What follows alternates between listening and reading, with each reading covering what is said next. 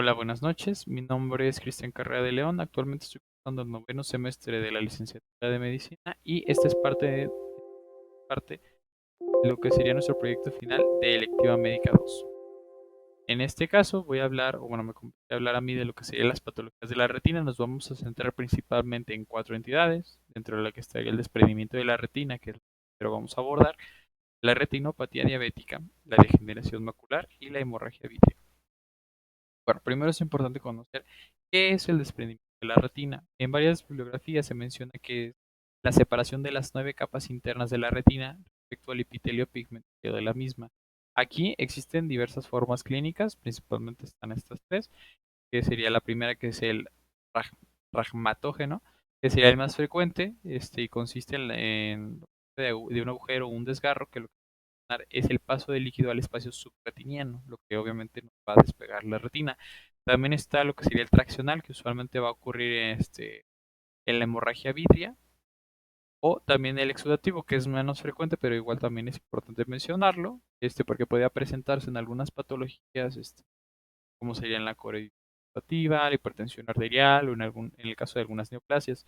Dentro de los factores de riesgo que había encontrado la GPS se mencionaban los desgarros de retina, la hemorragia vítrea, en el caso de que el paciente presentara miopía, antecedentes de lesiones degenerativas, degeneración vítrea o desprendimiento del vítreo posterior.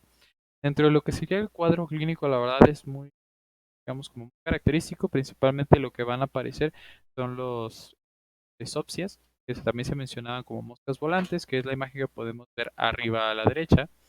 Y esta ocurre cuando existe la presencia de roturas de los pequeños capilares. En el caso de que la retina pues, empiece a desprenderse, o bueno, digamos en los estadios iniciales, a lo mejor el paciente te puede mencionar lo que sería la presencia de fosfenos a los esfuerzos mecánicos. Y algo que es importante connotar, pues es, según vaya aumentando el área que se desprende de la retina, se mencionaba que aparecía lo que se conoce como una sombra continua. Principalmente afectaba el campo visual, principalmente la visión periférica, y posteriormente afectaba ya lo que es el centro de la visión. Obviamente, según entre más grande vaya a ser el desprendimiento, más grande va a ser la sombra y va a haber mayor afectación. Aquí, igual para mencionarles también lo que sería que en el fondo de ojo se puede apreciar lo que sería una bolsa móvil, blanquecina, con pliegues y algún desgarro. Que obviamente, si no se trata, pues puede llegar a ocasionar que se desprenda toda la retina. Dentro de lo que sería el diagnóstico, pues fundamentalmente se va a basar en lo que sería la oftalmoscopia indirecta, y esta nos va a ser de suma utilidad principalmente para determinar si la mácula está desprendida o no desprendida y la localización de las lesiones que han originado el desprendimiento. Asimismo, también se mencionaba que es importante explorar lo que sería el ojo contralateral, porque a pesar de que tal vez no sea el que tiene principal afectación, normalmente va a aparecer también en este ojo lo que serían las lesiones reumatógenas. Entonces es importante conocerlo para poder realizar un tratamiento adecuado. Dentro de lo que sería el tratamiento, se mencionaba, varía mucho de realmente en las literaturas. eh, Se mencionaba que principalmente lo que nosotros buscamos es cerrar la solución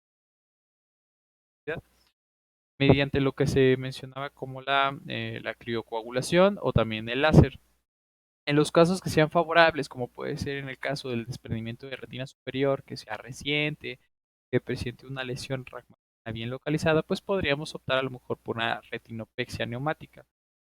Y en el caso de que existieran síntomas de tracción vítrea retiniana, como podría ser el hemiodesopsia o las autopsias, en la guía de práctica clínica se mencionaba que se puede recurrir a lo que sería la fotocoagulación láser de la lesión, más lo que sería obviamente la vigilancia posterior. Entonces, también es importante mencionar que en la guía de práctica clínica se hace mucho énfasis a que, a pesar de que todas las técnicas quirúrgicas han demostrado ser útiles, obviamente existen algunas que nos pueden ser de mayor utilidad en algunas situaciones del paciente. Esto obviamente hablando de lesiones no complicadas. De hecho, hacía mucho énfasis en lo que eran diferentes entidades. Por ejemplo, se mencionaba que en el ojo en los ojos fáquicos, a lo mejor podríamos preferir lo que sería el cerclaje escleral, mientras que los pseudofágicos se podría optar más por una vitreotomía. Y en el caso de existir desgarros únicos superiores, pues también podríamos a lo mejor optar por lo que sería una retinopexia neumática. Dentro de lo que sería el pronóstico, aquí es importante conocer que depende de dos puntos importantes. Lo que sería primero que nada la precocidad del tratamiento. Obviamente, entre más rápido iniciar el tratamiento, menores van a ser las complicaciones y menos progreso va a haber de la patología. Y también va a depender de si la mácula está o no está afectada. Otros puntos que también son importantes que nos podrían afectar en lo que sería el pronóstico del paciente sería la existencia o no de patologías acompañantes, el tamaño del desgarro, obviamente entre mayor sea, peor va a ser el pronóstico, y la localización de los desgarros. Se mencionaba que en el caso de que fueran temporales superiores, estos van a tender a despegar la mácula, por lo tanto van a tener un peor pronóstico. Y también lo que sería patologías que dificulten la visualización de la retina, obviamente relacionado con el diagnóstico. Aquí se mencionaban tres entidades, dentro de lo que serían las cataratas, las opacidades corneales y lo que sería la hemorragia. Y pues esto sería todo de lo que sería el desprendimiento de retina. Posteriormente vamos a hablar acerca de lo que sería la retinopatía diabética. Bueno, ahora continuando con la exposición, vamos a tomar el tema de retinopatía diabética. Aquí la retinopatía diabética es importante connotar que es la complicación más frecuente de la diabetes mellitus. Aquí lo que va a existir es una afectación de los vasos retinianos. ¿Esto qué nos va a dar? Nos va a provocar lo que sería una pérdida de la competencia de la barrera hematorretiniana, por lo que sería la presencia de hemorragias y de exudación, así como la pérdida del tono vascular y dilataciones aneurismáticas, que esto va a ser importante porque al momento de lo que sería el diagnóstico, en el fondo de ojo podríamos apreciar a lo mejor estas lesiones. Asimismo, también nos va a conllevar lo que sería una hipoxia retiniana. Esto porque es importante, porque va a estimular a la proliferación de nuevos vasos, que también de nuevo lo vamos a poder observar dentro de lo que sería el fondo de ojo. Aquí es importante connotarles nomás de que la retinopatía diabética pues es la principal causa de ceguera bilateral irreversible, principalmente en los pacientes de mediana edad, entre 20 y 60 años aproximadamente. Esto, claro, obviamente dentro de lo que sería el mundo occidental. Dentro de lo que serían los factores de riesgo que se mencionaban en la guía de práctica clínica, se mencionaban un mal control metabólico, la antigüedad de la diabetes, se mencionaba que tiene que ser mayor a 5 años, porque es el tiempo mínimo necesario para que se desarrolle la retinopatía diabética. También podemos encontrar la presencia, bueno, lo que sería embarazos, una epidemia donde el LDL se encuentra mayor a 100 miligramos sobre decilitro, lo que sería la hipertensión arterial, obesidad, una enfermedad renal donde existe una depuración de creatinina menor de 60 mililitros sobre minuto, y lo que sería la albuminuria, y por último la pubertad.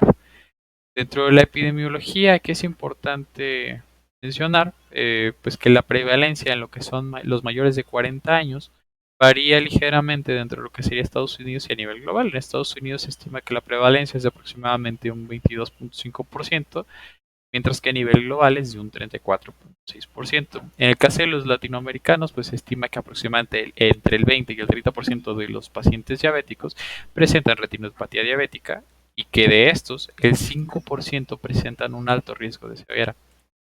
Dentro de lo que sería el cuadro clínico, aquí pues igual comentarles que las lesiones principalmente que vamos a encontrar en lo que sería el oftalmoscopio serían lo que son los microneurismas, que van a ser las primeras lesiones que vamos a poder apreciar en la retinopatía diabética, y usualmente estas son muy útiles al momento de realizar el diagnóstico. Y pues en estas son, pues igual para mencionarles, son dilataciones oculares de la pared vascular capilar. También podemos encontrar lo que serían los exudados duros o lipídicos, que van a estar constituidos principalmente por un acúmulo de macrófagos, que van a estar cargados tanto de lípidos como de material proteico. También se puede apreciar lo que serían las hemorragias retinianas y los exudados algodonosos, que estos usualmente están condicionados por lo que serían los infartos retinianos. Esto porque es importante, porque nos van a reflejar la existencia de isquemias. Asimismo podemos apreciar lo que serían los neovasos, que son típicas de las formas proliferativas, y el edema macular, que es la cosa más frecuente de la pérdida de la agudeza visual en el paciente con diabetes mellitus.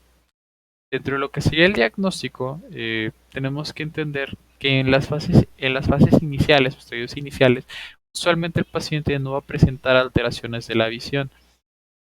Aquí es importante porque obviamente tiene mucho que ver primero el tipo de diabetes que presenta el paciente. No es lo mismo un paciente con diabetes mellitus tipo 1 que desde una edad muy temprana ha podido desarrollar la enfermedad y a lo mejor ser más sujeto a las complicaciones que un paciente con diabetes mellitus tipo 2 que a lo mejor tiene un reciente diagnóstico, a pesar de que a lo mejor tiene ya también un tiempo de evolución, ¿no? Entonces, esto es importante. Tenemos que connotar obviamente el tipo de diabetes que presenta el paciente, la edad del paciente, los años de evolución, el grado de control metabólico que haya podido tener el paciente en el caso de que ya haya tenido el diagnóstico. Este, y pues para esto es importante, pues obviamente, por lo mismo de que no presenta alteraciones de la visión en estadios iniciales, pues tendríamos que descartar esta enfermedad en los pacientes, principalmente pues en el caso del paciente con diabetes mellitus tipo 2, en el momento en el que se llega a realizar el diagnóstico. Obviamente tal vez el diagnóstico puede suceder varios años desde que se presenta la enfermedad, o en el caso del paciente con diabetes mellitus tipo 1, que tenga un antecedente de que por lo menos lleve 5 años con la enfermedad. Recordemos que pues, los 5 años es el tiempo mínimo necesario para que se manifieste la retinopatía diabética. Entonces, aquí en el diagnóstico principalmente lo que se menciona es que el fondo de ojo va a ser, digamos, como nuestro mejor aliado para el diagnóstico. Sin embargo, no cualquiera lo puede realizar o puede realizar un diagnóstico en base a este. Se menciona en lo que sería el Farreras que de hecho pues el examen del fondo de ojo hecho por un médico que no sea especialista normalmente tiene una pobre sensibilidad, mientras que si lo hace un especialista con ayuda de medicamentos que puedan dilatar la pupila, la sensibilidad y la especificidad llegan a ser lo suficientemente altas como para poder diagnosticar una retinopatía diabética, así como conocer el grado de afectación. También había otro estudio que podríamos realizar que era una foto de retina sin la dilatación de la pupila, que aquí lo que se utilizaba, yo la verdad lo desconocía, era lo que es la cámara retinal no midriática. Aquí pues obviamente es un estudio más complejo, pero igual para que lo conozcan. Y pues ya dentro de lo que sería el tratamiento, se divide principalmente en tres.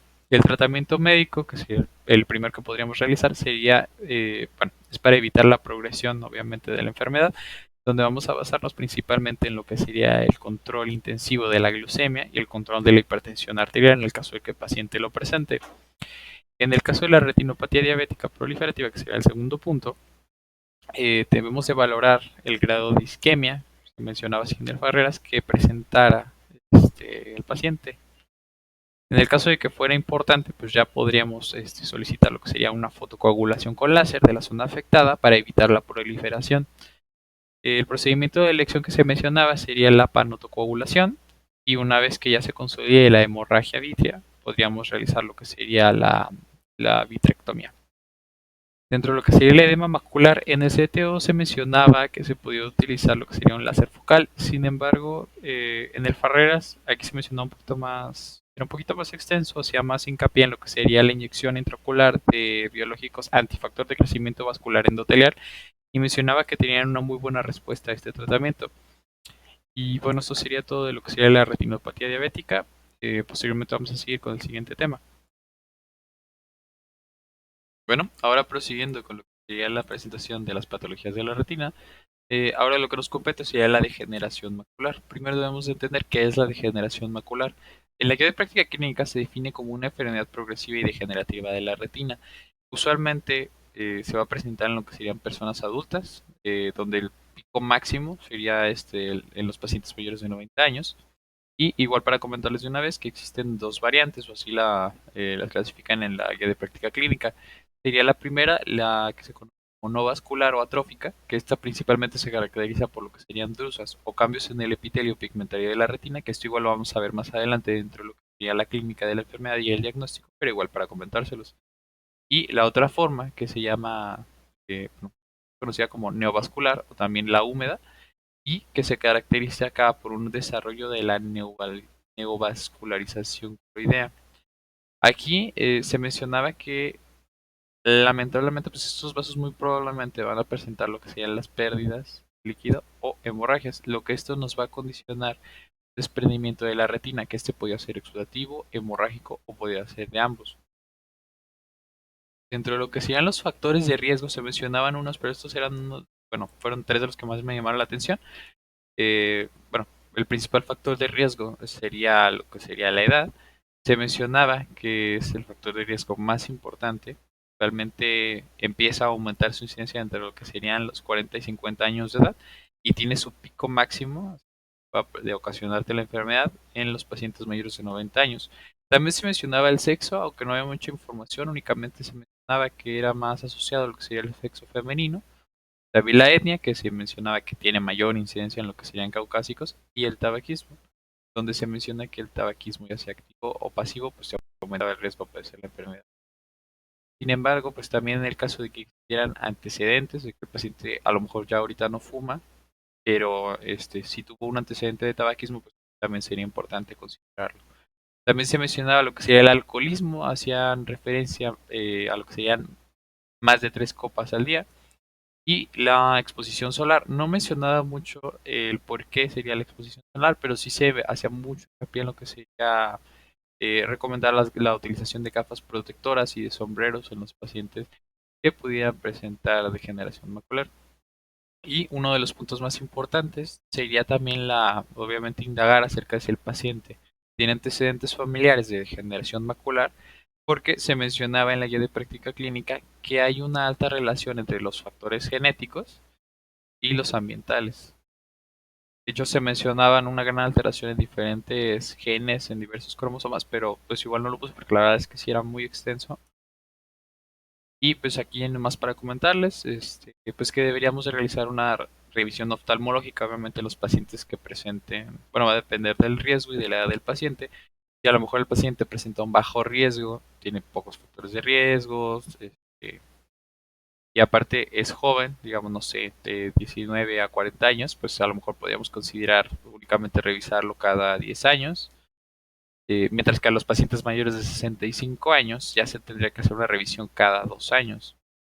En el caso de que el paciente fuera sintomático, que aquí principalmente se refería a lo que serían alteraciones de la agudeza visual, de la percepción del color o cambios físicos en el ojo, pues tendríamos que solicitarle al paciente que se pudiera realizar una evaluación lo más pronto que se pudiera. Y en pacientes de alto riesgo, como podrían ser pacientes diabéticos, que presenten cataratas eh, o que ya tengan degeneración macular, pues ya deberíamos de realizar una revisión oftalmológica, obviamente dependiendo de la edad, ¿no? Si el paciente tiene más de 40 años, pero menos de 50 sería cada 3 años, si es mayor de 50 cada 2 y si es mayor de 60 pues cada año tendremos que solicitarle que viniera a revisión. Dentro de lo que sería el cuadro clínico, aquí se mencionaba que inicialmente el cuadro va a iniciar por lo que serían las metamorfopsias y la visión borrosa. Aquí la visión borrosa se mencionaba que la percepción de líneas rectas, el paciente las iba a referir como que se veían onduladas y aquí para su evaluación se utilizaba la cartilla de Amstel. Dentro de las características clínicas, que era lo que hacía mucho hincapié en la guía de clínica, se dividían dentro de las dos variedades, tanto la seca como la húmeda. En el caso de la seca, pues únicamente se mencionaban estas, que era pérdida progresiva de la agudeza visual, dificultad para la lectura, la presencia de metamorfopsia, las drusas que ya les había comentado, la dispersión de pigmento y la atrofia y degeneración del epitelio pigmentario de la retina, que también va a aparecer en la variedad húmeda. Dentro de lo que ya sería la húmeda, también vamos a tener de manera similar que en la seca, pues una pérdida brusca y progresiva de la agudeza visual, pero ya va a cambiar en esto, que sería que podría presentarse lo que sería un escotoma central, dificultad para la lectura, metamorfopsia, hemorragia subretiniana o intrarretiniana, que esto pues obviamente lo tendremos que ver al fondo de ojo, desprendimientos exudativos, o desprendimientos del epitelio pigmentario de la retina, atrofia subfoveal o exudados lipídicos. Aquí pues ya iremos a lo que sería el diagnóstico. En el diagnóstico se refiere que se va a basar principalmente en lo que sería la clínica y estudios de laboratorio. Estudios de laboratorio, estudios de imagen. Eh, la clínica principalmente sería pues obviamente realizando el fondo de ojo. Aquí vamos a encontrar diversas alteraciones dependiendo de qué es lo que presenta el paciente, si es la variedad seca o en el caso de que sea húmeda. En el caso de que sea seca, pues lo que les comentaba, lo más característico que vamos a encontrar serían las drusas, que van a ser los signos más tempranos del envejecimiento de la retina. También podríamos encontrar lo que sería la atrofia, la degeneración del epitelio pigmentario de la retina y la dispersión de pigmentos. Mientras que en la variedad húmeda, a lo mejor, bueno, inicialmente podríamos encontrar las metamorfopsias debidas a una pérdida de líquidos. También la función retiniana puede verse levemente afectada, por lo que se mencionaba que si realizamos un tratamiento adecuado de manera precoz, pues era potencialmente reversible. Ya cuando había una complicación, que se mencionaba que existía la pérdida de líquidos, proteínas y sangre, se podían condicionar lo que sería la cristalización. Y si a esta le sumamos que exista daño del epitelio pigmentario de la retina, pues ya el paciente va a presentar una pérdida visual importante que ya sería irreversible. Dentro de los estudios ahora sí de imagen que podríamos solicitar, se mencionaba la fluorangiografía retiniana, que era muy útil principalmente lo que sería la forma húmeda, y esta pues nos va a permitir identificar el patrón y localización de las membranas y nos va a permitir clasificar si es clásica, mínimamente clásica o oculta. Y también hacía referencia a la guía de práctica clínica, otra que sería la tomografía de coherencia óptica, que básicamente lo que nos va a permitir es evaluar el grosor de la mácula, el líquido, la presencia de líquido intrarretiniano o subretiniano, así como la localización de la membrana, y esto es porque lo podemos realizar obviamente antes y después del tratamiento para ver si existe alguna mejoría. Dentro de lo que ya sigue el tratamiento, la verdad sí estaba un poquito complicado, pero pues es muy, digamos, resumido. Si en la guía de práctica clínica te mencionan medicamentos, muchos procedimientos diferentes, pero al final te dice que no hay datos suficientes como para mostrar que sean de gran utilidad. Pero pues dentro de las que se podían encontrar estaban estas, que sería la aplicación de terapia fotodinámica, que se utiliza principalmente una semana después de que se realiza el diagnóstico para disminuir la progresión de la enfermedad, principalmente de la variante húmeda. Y pues hacía referencia que teníamos que obviamente mencionarle al paciente el caso de que pueden desarrollarse efectos secundarios, como sería una disminución o pérdida severa de la agudeza visual. Esta pues va a ser transitoria, se va a ir arreglando aproximadamente a la sexta semana, ya se va a ir mejorando, y que también podrían existir alteraciones del campo visual. Dentro de las contraindicaciones que a lo mejor podríamos encontrar para esta, pues podría ser ya que exista un desprendimiento del epitelio pigmentario, una disfunción hepática, porfiria, alergias a derivados de la porfiria, hipersensibilidad a luz solar o que el paciente esté bajo tratamiento de cáncer. Ahí, bueno, por último sería también, ajá, en el caso de que el paciente tuviera antecedente de una cirugía ocular previa, fuera menor a 3 meses. Por otro lado, también tenemos lo que sería la fotocoagulación láser. Esta es útil, pero principalmente dentro de lo que sería la membrana neovascular extrafoveal severa. Y pues aquí se le va a indicar al paciente, bueno, se le da a conocer que existen riesgos de una pérdida temprana de la visión. Y básicamente pues esto sería el tratamiento. Posteriormente vamos allá a terminar la exposición con la siguiente entidad. Buenos días, ya como última parte para dar finalizado el tema de las retinopatías, vamos a encontrar, o bueno, vamos a abordar el tema de hemorragia vítrea.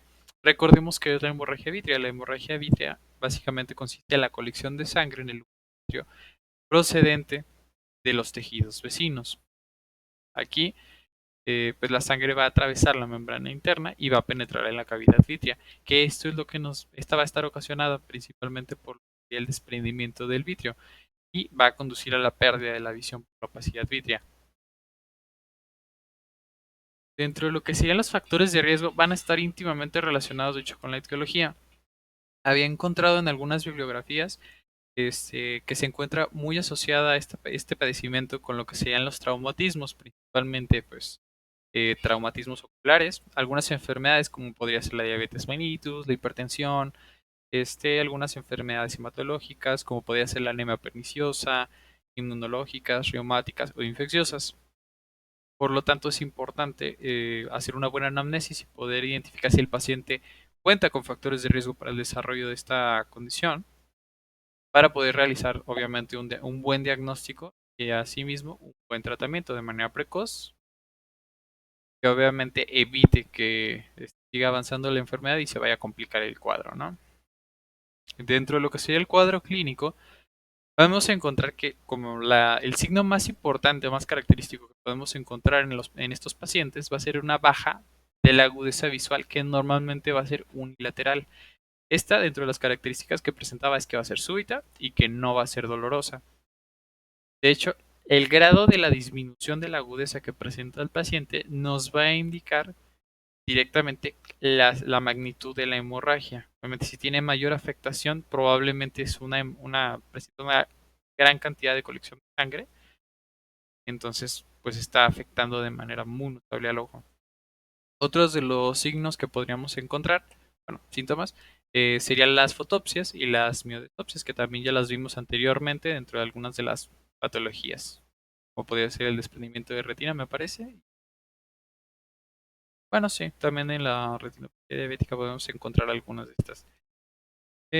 Aquí, de manera muy similar a lo que hemos visto en las otras enfermedades, se debe de explorar el ojo contralateral, porque a pesar de que el paciente únicamente te refiera a lo que sería una disminución unilateral en un ojo, obviamente en el ojo afectado, nosotros también debemos de explorar el ojo que no presenta la condición.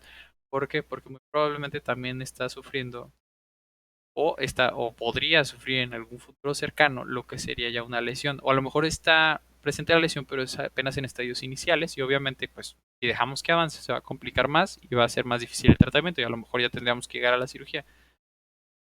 Bueno, aquí algo que se me hizo muy interesante es que a la oftalmoscopía, dependiendo de dónde se localice la afectación, podríamos como clasificarlo en tres partes, que es interesante. La primera sería cuando se le conoce como estriada o en llamas, socialmente cuando la afectación se sitúa en lo que serían las capas de las líneas nerviosas, y se mencionaba que era, digamos, la más superficial, que es la que podemos ver en la imagen de abajo a la izquierda, en la parte superior. Luego tendríamos la redonda, que normalmente se va a situar en capas profundas, y usualmente la lesión se va a observar de un rojo oscuro. Y la que observaríamos a la derecha, que ya sería la última, sería la subhialoidea o preretinianas, que como su nombre lo dice, se van a situar entre la retina y la membrana hialoidea. Aquí frecuentemente se van a situar dentro de lo que sería el área macular y como una de sus características es que presentan una forma semicircular. Dentro de lo que sería ya el diagnóstico, aquí se mencionaban, pues básicamente sí, dos puntos importantes. En el caso del clínico, pues que debemos de hacer una buena historia clínica, debemos saber si el paciente presenta factores de riesgo, cuánto tiempo muy probablemente haya presentado, desde hace cuánto presentó los síntomas, los signos, si demostró alguna evidencia de que a lo mejor la enfermedad ya está más avanzada y ya está comprometiendo la visión del paciente. Y también pues lo que sería la presencia que nosotros podríamos corroborar de sangre en la cavidad vitrea. Dentro de la ultrasonografía, pues esta normalmente la vamos a realizar en lo que sería la hemorragia densa para conocer dos cosas, lo que sería el estado de la interfase vitrio-retina y para valorar si podría existir la indicación de una vitrectomía. Asimismo, también había encontrado que podía ser de suma utilidad lo que sería la radiografía simple y la TAC. Principalmente se va a utilizar cuando exista sospecha de cuerpos extraños intraoculares, pero igual también es un dato interesante para conocer. Y pues ya dentro de lo que sería el tratamiento se dividía también en tres, que era farmacológico y quirúrgico. Sin embargo, del farmacológico la verdad es que pues no se aprecia, no se refirieron ningunos medicamentos que hayan podido demostrar una mejoría en el tratamiento. Y dentro de ya lo que sería el no farmacológico, pues este va a consistir básicamente en lo que sería el reposo, donde vamos a pedirle al paciente que tenga la cabeza elevada. ¿Esto para qué se utiliza? Para aclarar el sangrado y de esta manera mejorar la visualización de la retina. Entonces, pues ya una vez que el paciente ya podamos valorar lo que sería su retina, pues ya deberíamos de realizar un ultrasonido de control. Ya lo que sería el quirúrgico, tendríamos, bueno, se hace mucha referencia a lo que era la vitrectomía, que su objetivo básicamente era eliminar la opacidad del vitrio y pues retirar la cara posterior de la hialoides. Dentro de algunas de sus indicaciones podríamos encontrarlo en pacientes con diabetes mellitus tipo 1, diabetes mellitus tipo 2 que ya a lo mejor presenten desprendimiento traccional de la retina, también en la proliferación vascular grave, por decir algunos. Y también hacía referencia al láser, aunque pues era un poquito más, no había tanta información.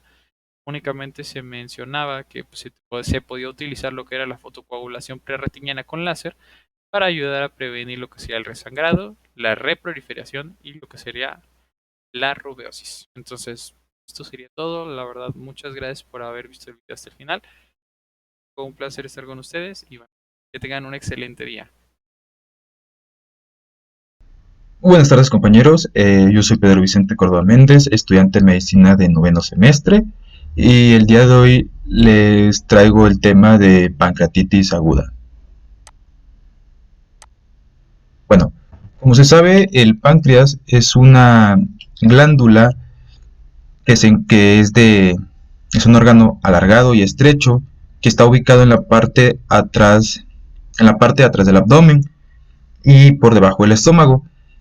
El páncreas tiene tres partes, que es la cabeza, que es la parte más ancha y se ubica en la curva del duodeno, el cuerpo y la cola, que la cola está cerca de lo que es el vaso. Ahora, el páncreas, como se había mencionado antes, es una glándula y tiene dos funciones. Tiene la función exócrina, que secreta enzimas para digestión, y la función endocrina, que esta es la que pues secreta lo que viene siendo la insulina y esas cosas. Ahora, la pancreatitis se define como la inflamación aguda de la glándula pancreática, siendo leve en la mayoría de casos, pero en un tercio de las personas este tiende a tener una evolución complicada con una alta elevada de mortalidad.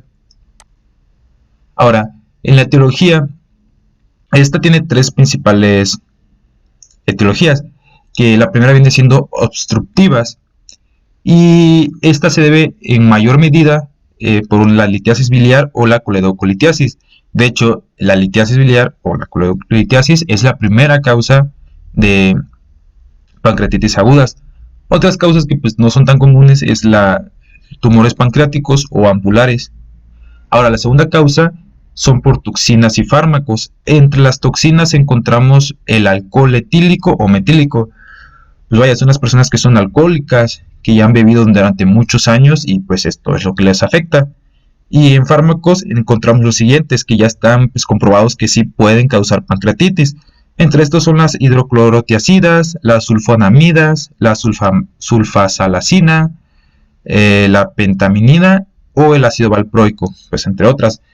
Ahora, ya después por último, en la tercera causa encontramos lo que viene siendo las causas idiopáticas. Otras causas de pancreatitis, pero pues no son tan comunes, o sea, después de estas, las que ya se mencionaron, son causas metabólicas, como la hipertrigliceridemia o hipercalcemia.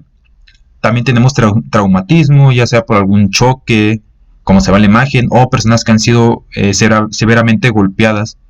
También puede haber de manera hereditaria, inmunitaria o a causa de infecciones, como por ejemplo los virus de la parotiditis, virus de la hepatitis A, B, Epstein-Barr y Coxsackie-B. Ahora, en las bacterias encontramos micoplasmas y campylobacter, y en parásitos pues estos también pueden originar la pancreatitis.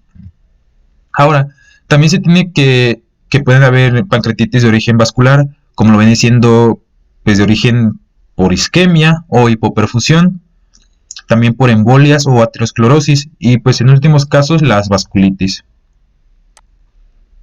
Epidemiológicamente hablando, la pancreatitis es la enfermedad pancreática más frecuente en todo el mundo. Su incidencia está estimada de 4.9 a 80 casos por 100.000 personas, pero esta tiende a variar dependiendo del país en donde se encuentre. ¿Esto en qué se basa? En que dependiendo la cantidad de alcohol que consuma cada persona del país o la frecuencia de litiasis biliar. En Estados Unidos se mostró un incremento del 100% en el número de hospitalizaciones por pancreatitis aguda durante las últimas 2 décadas, mientras que en México La pancreatitis aguda se presenta entre 5 y 11 casos por cada 100.000 habitantes, teniendo una media de edad de entre los 55 años. Ahora, ya entrando al cuadro clínico, la pancreatitis tiene un cuadro clínico con un signo muy específico, que este viene siendo el dolor intenso que se presenta en epigastrio y es irradiado en cinturón hacia la espalda.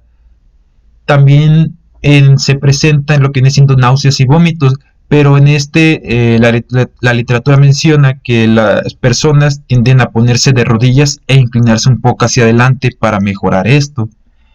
Ahora, además de que el abdomen estará doloroso, a veces se encuentra distendido. También va a haber una disminución de ruidos intraaéreos, puede haber ictericia y anorexia. Pero en casos donde ya la enfermedad es grave, se pueden presentar dos signos muy característicos y que por lo general es de mal pronóstico. Uno es la equimosis en los flancos a nivel lumbar, que es el signo de Gray-Turner, que es la imagen que se ve, que se alcanza a ver a la derecha, y la imagen que está abajo del paciente que tiene esa gran equimosis. Ese es el signo de Gray-Turner. Ahora, el otro signo es el equimosis en área periumbilical, que es el signo de Cullen, que es el que está en la letra A, que es la equimosis alrededor del ombligo. Abajo igual se puede alcanzar a ver un poco, pero no tanto. Ahora, para hacer el diagnóstico de pancreatitis aguda, se tienen 3 criterios, pero se diagnostica teniendo 2. El primer criterio es la elevación de la amilasa o la lipasa mayor de 3 veces. Los niveles normales de lipasa van de los 10 a los 140 unidades por litro, mientras que la amilasa, su valor normal va de los 60 a 180.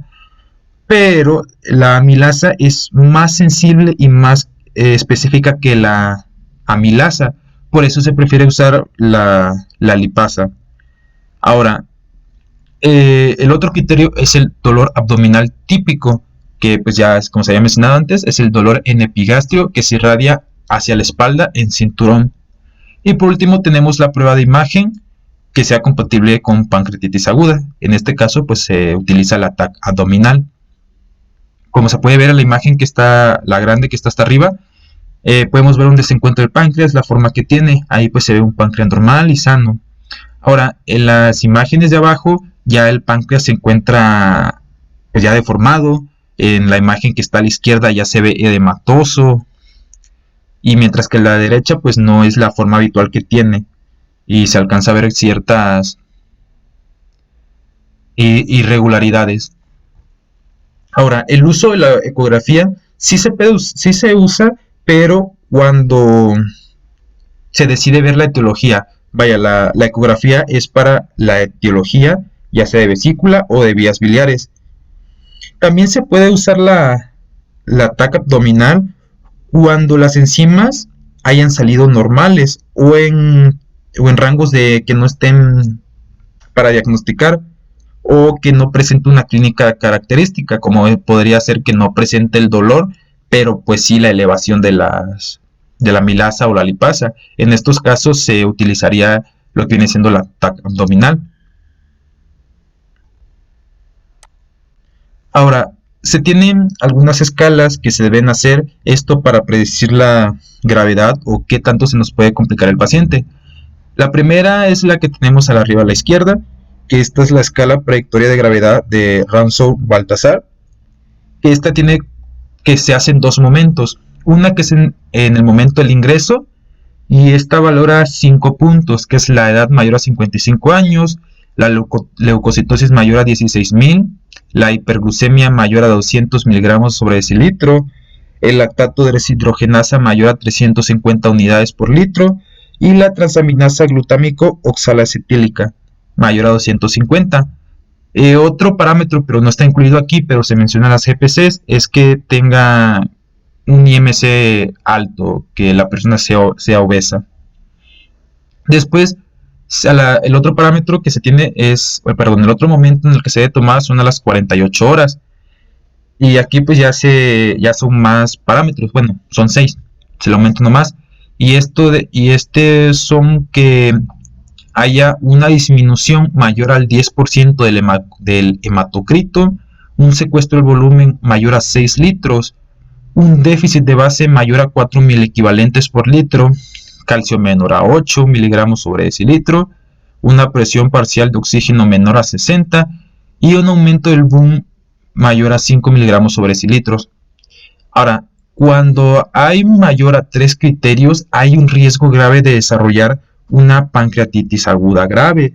En estos casos, sí es obligatorio hacer un ACTAC a las 72 horas después. Esto por el hecho de que se nota más la complicación y que pues el páncreas se puede ver gangrenoso o edematoso. Ahora, también hay una clasificación que nos dice la gravedad, que es la clasificación de gravedad de Atlanta. Esta nos divide en 3 puntos, que la primera es la pancreatitis leve, donde no hay falla de órganos y no hay complicaciones sistémicas o locales. Después tenemos la pancreatitis moderada o severa, que en esta ya presenta una falla de órganos, pero que resuelve en menos de 48 horas. Puede presentar complicaciones locales o sistémicas. Y por último tenemos la pancreatitis severa, que es la donde ya se presenta falla de órganos persistente. Esto quiere decir falla de un órgano o falla multiorgánica. Ahora, para el tratamiento médico, tenemos primero las medidas generales, que esto es al ingreso y se debe hacer lo siguiente. Primero se deben de tomar los signos vitales. Después, tener una monitorización del oxígeno, una cuantificación de la diuresis, y también se deben tomar ciertos exámenes de laboratorio, como lo viene siendo el calcio, función renal, bioquímica, hepática, glucosa, PCR, leucocitos y hematocritos. También a esto se le debe obtener una vía venosa para el paso de líquidos o fármacos que se pueden utilizar.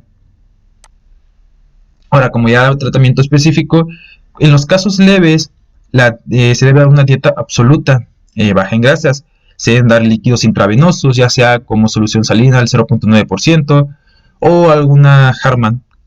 Y se debe usar analgesia, ya sea como paracetamol o ketorolaco. Ahora, cuando los casos son moderados a graves, ya aquí cambia la cosa. Aquí ya se usan AINES y opiáceos, pero aquí sí se debe evitar el uso de la morfina. ¿Por qué? Porque se ha visto que este tiene acción espasmódica en el esfínter de Odin, pudiendo complicar más en el paciente. Se debe usar la fluidoterapia con Ringer lactato o solución Harman. La nutrición debe ser enteral con sonda nasogástrica y en caso de que haya ilion paralítico, esta se cambia a una nutrición parenteral. Ahora, el uso de antibióticos solo se utiliza cuando se haya confirmado una infección y esta se confirma mediante el uso de una punción aspiración con abufafina. Esta sale positiva cuando se detectan microorganismos, pero en caso de ser estéril, pues es negativa.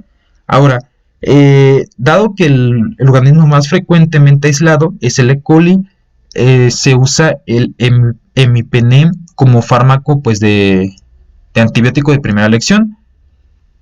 Y en caso de que ya se haya necrosado el páncreas, se hace una necrostomía. Ahora, cuando hay un pseudoquiste, que es la complicación más habitual y más frecuente en pancreatitis crónica, lo que se debe hacer es primero ver si es asintomática, ya que si es asintomática no requiere tratamiento y pues solo se deja ahí, solito va a resolver.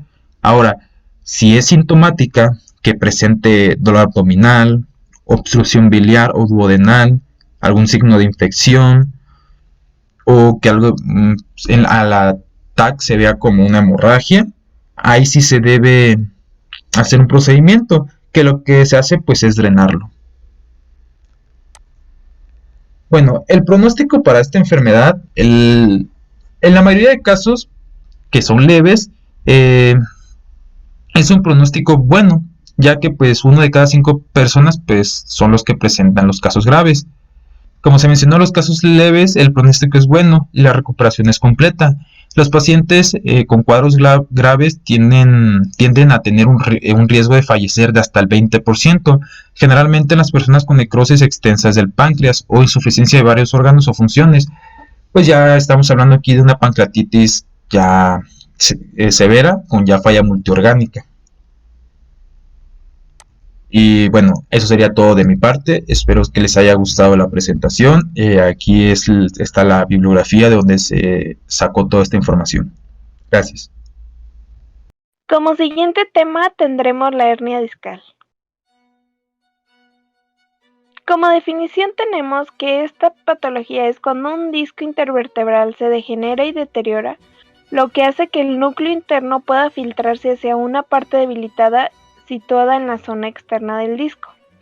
Este punto débil en el núcleo externo del disco intervertebral está directamente debajo de la raíz nerviosa raquídea, por lo que la existencia de una hernia en esta zona puede ejercer una presión directa sobre los nervios cercanos o la médula espinal. En la epidemiología tenemos que es mucho más frecuente en hombres, esto con una relación de 3:1. Se estima que entre el 80 y 90% de la población mundial padecerá dolor de espalda en algún momento de su vida, y 9 de cada 10 de esas personas lo tendrán por culpa de una hernia discal. En cuestión de edad, es mucho más común en la vida media de las personas, siendo esta un promedio entre los 30 y 50 años. Es muy poco común que sea visto en pacientes menores de 20 años o mayores de 70. Como etiología tenemos el sobrepeso, actividades que requieran levantar objetos pesados, tener un estilo de vida sedentario, el tabaquismo y sentarse o quedarse parado en la misma posición por muchas horas, además de doblar o torcer repetitivamente la espalda baja. Como cuadro clínico tenemos que el primer síntoma es el dolor, que puede ser variable en cuanto a la intensidad, localización y distribución. En un 40 a 60% de los casos se debuta con un dolor lumbar, que este puede irradiarse siguiendo el trayecto de la distribución radicular. Y en un 10% de los casos el dolor aparece simultáneamente en la región lumbar y en la pierna. Si la hernia comprime de forma importante la raíz nerviosa, puede aparecer un déficit neurológico en la pierna, con pérdida de la sensibilidad, acorchamiento, hormigueo o anestesia, lo que puede dificultar su movilidad. Con una hernia de disco en la región lumbar, los síntomas van a variar a una de región cervical. En los de la región lumbar puede haber un dolor punzante en una parte de la pierna, la cadera o los glúteos y entumecimiento en otras partes. Además se puede experimentar un dolor o entumecimiento en la parte posterior de la pantorrilla o la planta del pie. En la hernia de disco cervical se puede tener un dolor al mover el cuello, dolor profundo cerca o por encima del omóplato, o dolor que se irradia al brazo, antebrazo y a los dedos de la mano. También se puede presentar entumecimiento a lo largo del hombro, el codo, el antebrazo y los dedos de la mano. Con frecuencia el dolor empieza lentamente. Va a haber factores que lo pueden empeorar, como es estar de pie o estar sentado, por la noche, al estornudar o toser y al hacer algún esfuerzo. Para hacer el diagnóstico de la hernia, uno de los puntos más importantes es la clínica. En estas puede haber antecedentes de lumbalgias e incluso con irradiación ciática, un episodio agudo de dolor lumbar irradiado hacia una de las extremidades inferiores, que el dolor aumente con una maniobra tipo Valsalva o la SACH que se produce al tener al paciente recostado, levantando sus piernas, y al haber dolor en un ángulo menor a los 60 grados se considera positivo. También puede tener pérdida de fuerza en el pie, hipoestesia en las zonas distales del dolor, aquileo disminuido o abolido y pérdida de la fuerza en la flexión dorsal. La resonancia magnética es una de las pruebas de imagen más usadas. Esta puede demostrar la presencia del disco intervertebral herniado. También se puede utilizar la mielografía con TAC. pero no es tan usada debido a que es muy invasiva. Esta se puede usar para valorar la correcta distribución del contraste en el líquido cefalorraquídeo y la morfología de la médula y las raíces espinales. En esta debe de introducirse un contraste iodado a través de una punción lumbar, pero solo es usada en algunos pacientes específicos, por ejemplo, un paciente que lleve un dispositivo médico como marcapasos cardíaco que impida la realización de una resonancia magnética. Otra de las pruebas podría ser un electromiograma, pero este solo se utiliza si existe una compresión de la raíz nerviosa y este podría demostrar el daño del nervio. También se debe diferenciar de otras enfermedades que producen síntomas similares como el estrechamiento del canal foraminal, infecciones de las vértebras, traumatismos, hematomas, fracturas o tumores. El tratamiento médico básicamente consiste en 3 cosas. La primera es que tras un cuadro agudo de lumbalgia o lumbociática, este será conservador, con reposo, relajantes musculares, antiinflamatorios y analgésicos. También es muy recomendado para los pacientes como otro tratamiento la terapia física y la movilidad.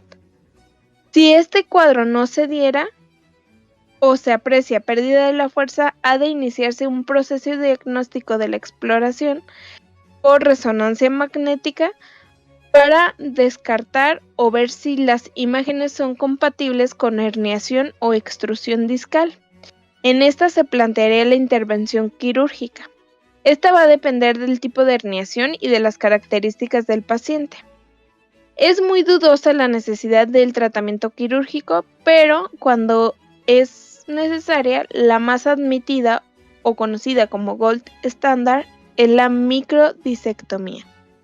Esta va a consistir en realizar una apertura del ligamento amarillo y resección parcial de los bordes de las hemiláminas adyacentes en el lado de la hernia discal, además de ser una extirpación del material discal, tanto el herniado como el que queda en el espacio discal intervertebral, utilizando técnicas microquirúrgicas.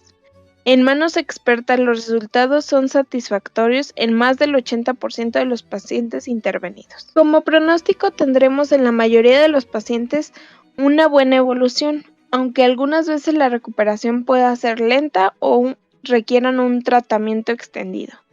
Algunos de los pacientes tendrán que hacer cambios permanentes en su vida o labores para evitar el dolor. Y esto sería todo por el tema de hernia discal. Hoy voy a hablarles sobre luxación congénita de cadera, también llamada displasia del desarrollo de la cadera. Esta es llamada así ya que en ocasiones su origen no es prenatal. Se puede desarrollar la luxación entre el acetábulo y la cabeza femoral postnatalmente, y no siempre la pérdida de relación entre los componentes articulares es completa, sino que hay varios grados hasta la luxación, que sería displasia acetabular, cadera luxada y luxación propiamente dicha. Es una de las enfermedades donde la relación pediatría y radiólogo y traumatólogo es fundamental.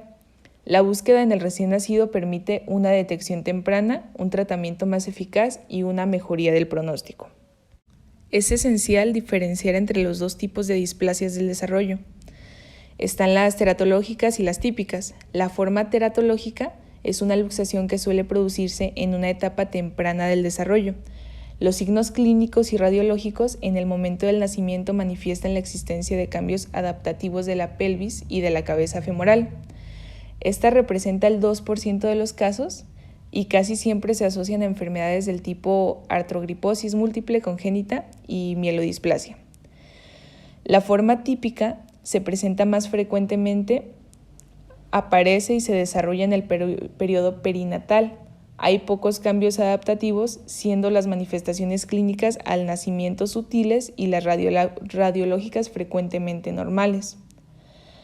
La displasia típica de cadera suele subdividirse en 3 tipos, que sería cadera luxada, luxable y subluxable.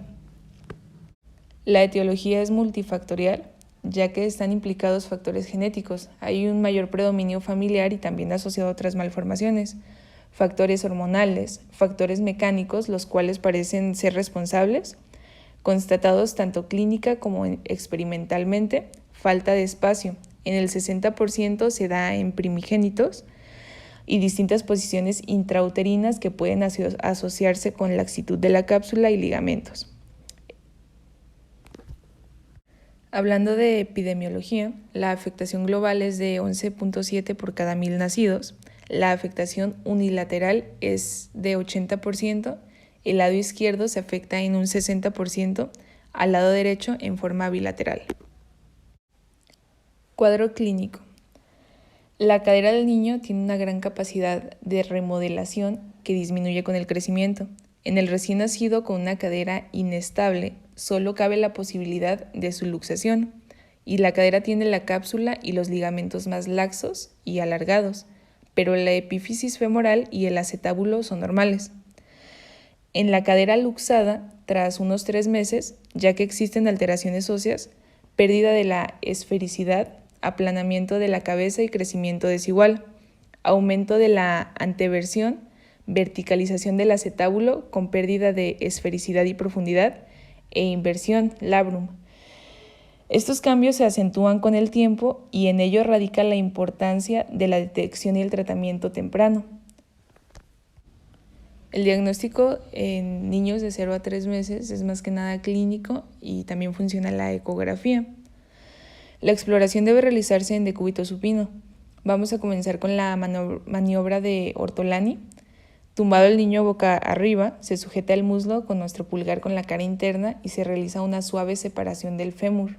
Si está luxada, se reduce y se puede percibir un resalte que hace la epífisis al entrar en el acetábulo o un clic. Al disminuir la separación se nota cómo vuelve a saltarse la cadera. Y la maniobra de Barlow, con la cadera con flexión de 90 grados, se presiona la cabeza femoral hacia atrás con el pulgar, a la vez se aproxima y se percibe el resalte al luxarse. Se produce cuando hay inestabilidad de partes blandas que puede permitir luxar la cadera. Una radiografía antes de los 3 meses es difícil de interpretar, ya que presenta gran variabilidad del índice acetabular que se considera patológico cuando es mayor de 40 grados. En una ecografía, que es actualmente de elección hasta los 4 meses, tanto estática como dinámica, tiene pocos falsos positivos en posición lateral o supina y se ve un corte coronal como una radiografía o sagital como una tomografía axial computarizada. Para el diagnóstico de los 3 meses hasta la deambulación, en la exploración no tiene ningún valor las maniobras de Ortolani y Barlow, ya que la estructuración de la cadera no permite su movilización, lo que sería la luxación y reducción. A esta edad sí es evidente la limitación de la abducción con flexión a 90 grados y el test de Jelacy por acortamiento aparente. Orienta una actitud en rotación externa de 15 a 25 grados y la asimetría de pliegues. Es posible palpar alto el trocánter y encontrar un telescopaje positivo. En las alteraciones radiológicas vamos a encontrar las líneas de Hilgen-Reiner, la línea de Perkins, la línea de Shenton, el acetábulo, el ángulo acetabular, el ángulo de Gieberg o centroide, que son los que se muestran en esta radiografía. Si lo comparamos con el otro lado de la cadera, que está normal. También vamos a encontrar la triada de Putty, que hay un desalojamiento lateral y proximal de la cadera femoral, hipoplasia del núcleo de osificación de la cabeza femoral y displasia del techo acetabular. Para el tratamiento hay que conseguir una cadera estable, congruente y concéntrica con movilidad normal. En caderas inestables, estas se deben mantener estables para que no se luxen, y en las luxadas o subluxadas hay que corregirlas y mantenerlas estables.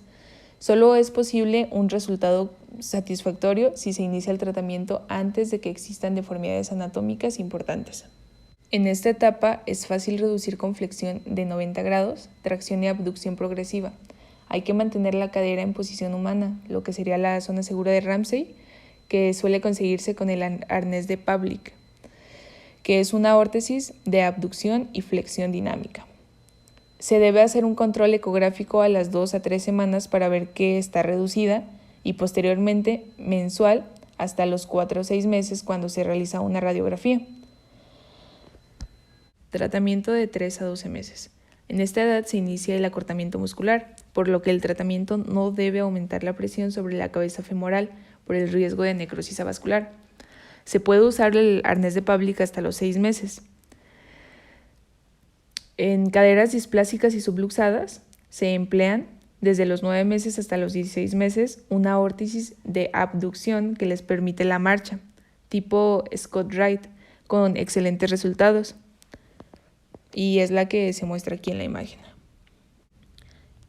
Como pronóstico, el diagnóstico temprano de luxación congénita de cadera es importante y determinante en su tratamiento y pronóstico. Si el diagnóstico se realiza antes de los 6 meses de edad, existe 90 a 95% de probabilidades de curación con el tratamiento conservador. Hola, buenos días. Bueno, mi nombre es Cristian Carrera de León. En este caso, como continuación para nuestro proyecto final de lo que sería la materia de electiva médica, pues vamos a realizar la exposición referente al tema de psoriasis. Recordemos que la psoriasis es una enfermedad cutánea inflamatoria crónica hereditaria, normalmente eritodescamativa, y que es bastante frecuente. Esto también lo vamos a ver en epidemiología, pero pues realmente pues afecta a un número significativo de la población. Normalmente esto se va a caracterizar por lo que sería la presencia de lesiones en forma de placas, normalmente son bien delimitadas y que usualmente tienen un color muy característico, y el que se menciona en la literatura como blanco nacarado.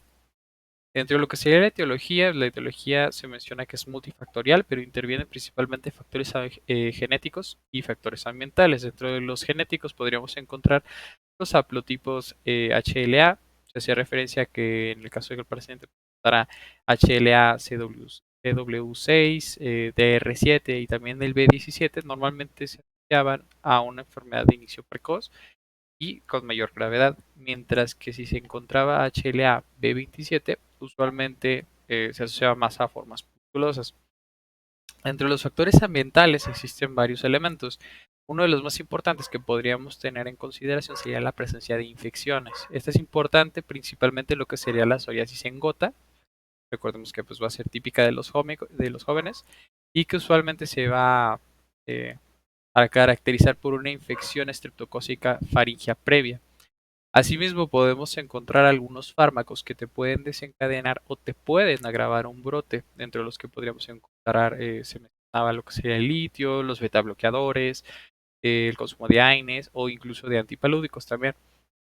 También se refería a lo que sería los antecedentes de traumatismos. Esto era lo que se conocía como el fenómeno isomórfico de Koffner, que básicamente consistía en que las lesiones características de esta enfermedad, de lo que sería la psoriasis, recordemos que normalmente van a ser placas, pueden presentarse si existe una afectación de la piel sana, o sea, donde puede, cuando recibe una lesión la piel en un área donde a lo mejor no presenta la lesión, puede aparecer.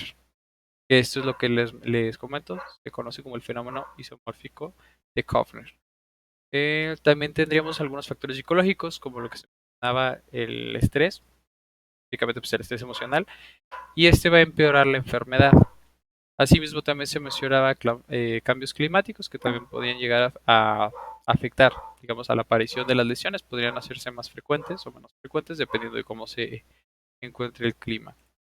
Dentro de lo que sería la epidemiología, pues tenemos que recordar que pues es de distribución universal, realmente puede afectar, no tiene predilección por ninguno de los dos sexos, puede afectar tanto al hombre como a la mujer, y se estima que afecta aproximadamente entre un 1 y un 3% de la población mundial, aunque se difiere en los diferentes países. De hecho, se menciona que en países como África o Asia, pues más o menos puede llegar a afectar aproximadamente un 0.4% de la población, mientras que en lo que sería el norte de Europa y Estados Unidos se han encontrado cifras de hasta un 4.5%. Allí, como les mencionaba, pues normalmente esta enfermedad va a afectar a pacientes de cualquier edad, pero existen dos picos donde va a existir la mayor incidencia, dentro de los que serían los individuos entre 20 y 30 años y los individuos entre 50 y 60 años de edad. Usualmente el inicio de la presentación de la enfermedad en lo que serían individuos mayores a 40 años normalmente se va a asociar a una enfermedad cutánea más grave. Entonces, esto es importante conocerlo al momento de determinar los datos que presenta el paciente. Dentro de lo que sería la clínica, recordemos que la lesión más característica, también se menciona como la lesión elemental, sería la placa eritematosa, con descamaciones gruesas y nacaradas bien delimitada. Sin embargo, cuando la lesión está regresando, eh, alrededor suele observarse un anillo de piel más pálido de lo normal, lo que se conocía también como el halo de Voronoff. También existía un estudio muy interesante que se conoce como el raspado de Brock, que aquí básicamente se pueden observar, bueno, consistía en tallar la piel con una superficie Roma, me parece, y vamos a observar diversas alteraciones de lo que sería la piel.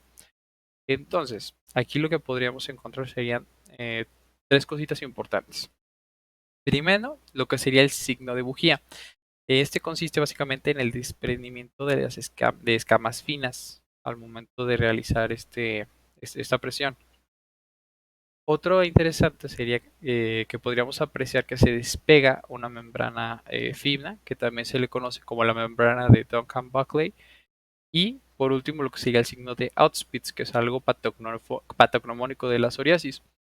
Esta va a aparecer, se presenta como un punteado hemorrágico en la superficie debido a la rotura de los capilares de la papila dérmica.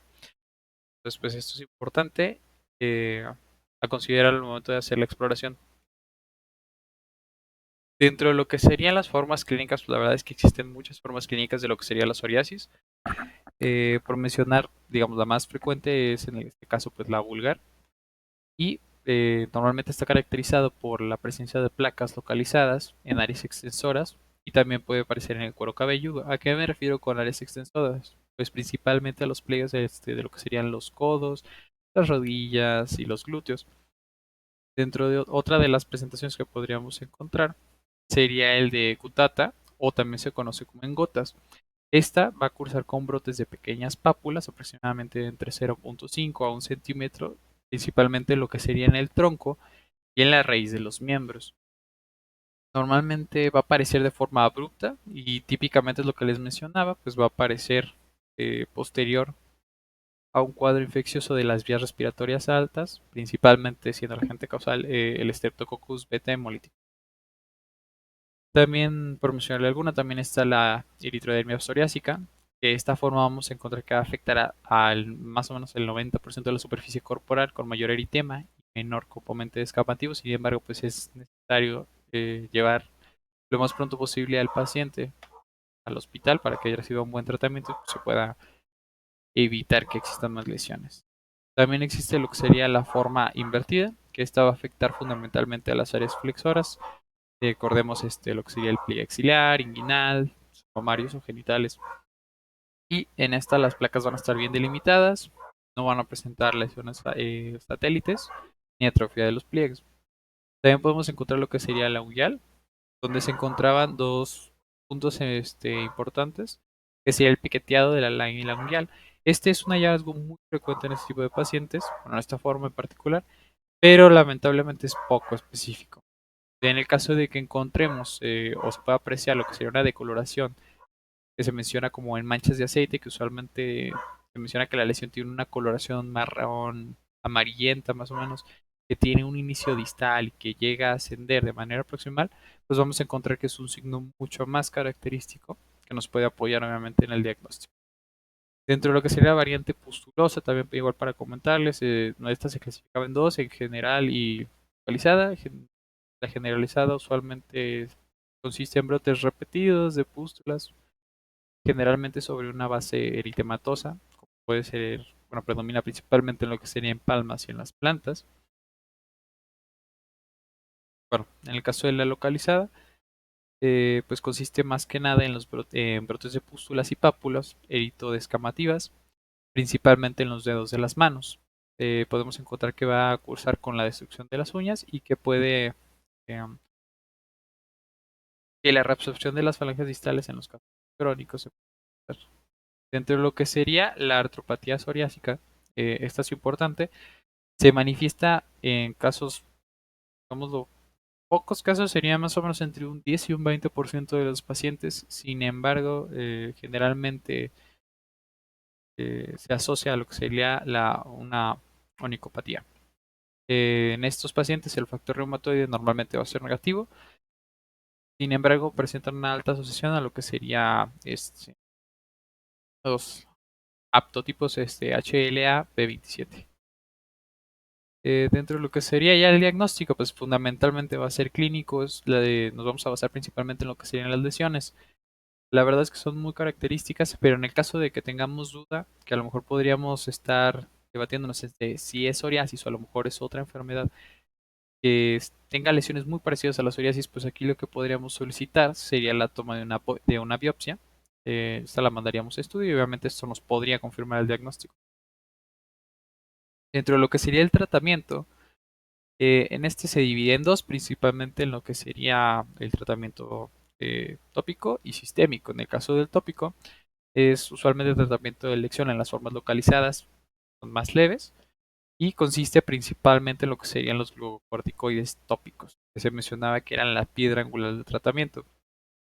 De estos existen de diferentes potencias, pueden ser bajas, medias o altas, y existen diferentes vehículos farmacológicos. Normalmente son muy eficaces, pero debe de evitarse su uso prolongado.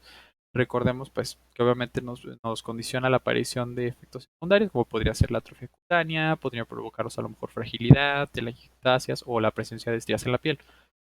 Dentro de lo que serían los tratamientos sistémicos, pues es el tratamiento de elección ya en formas ya de moderadas a graves. eh, y pues normalmente se utilizan cuando las lesiones, o bueno, la entidad, así la psoriasis, no responde bien al tratamiento con los fármacos tópicos.